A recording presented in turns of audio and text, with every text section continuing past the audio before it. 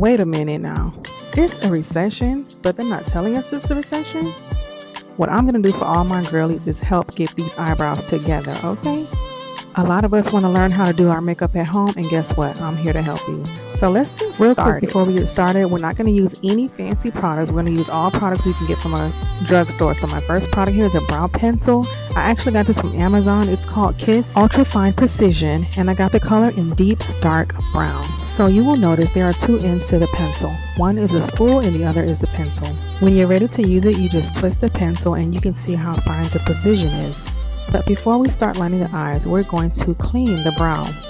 You want to clean the brow first to remove any hairs, any unwanted hairs along the hairline, so that you can have a nice clean look. In order to get the perfect brow, you need to lift the top side of the brow up in order to see all of the hairs clearly and get the perfect arch. So I'll remove any unwanted hairs from underneath, and then I'll shape it a little on the top just to give it like that arch. Then we'll go to the other side and do the same exact thing, and we want to try to make the arches look kind of like symmetrical. Okay, so now it's time to actually draw the brow. So you see here where there's a gap, it's kind of like uneven, and you can see that it's thick in the front, but towards the end it's thin. We're going to fill in that gap. So I'll start in the middle. I never start on the beginning of my brow or the end. I always start in the middle to fill in the gaps first to make it have a clean look, a clean like straight line look.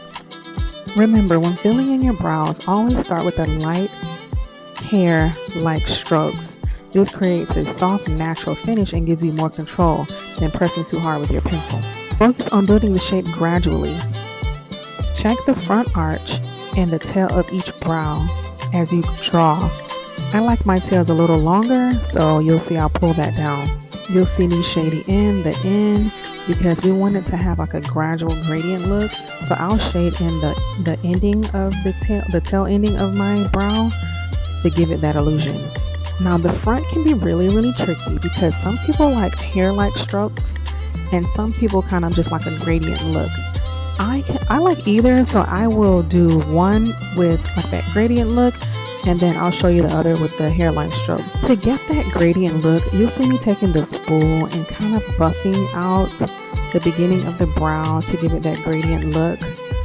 This helps lighten up the beginning of the brow so that you can have that gradient look.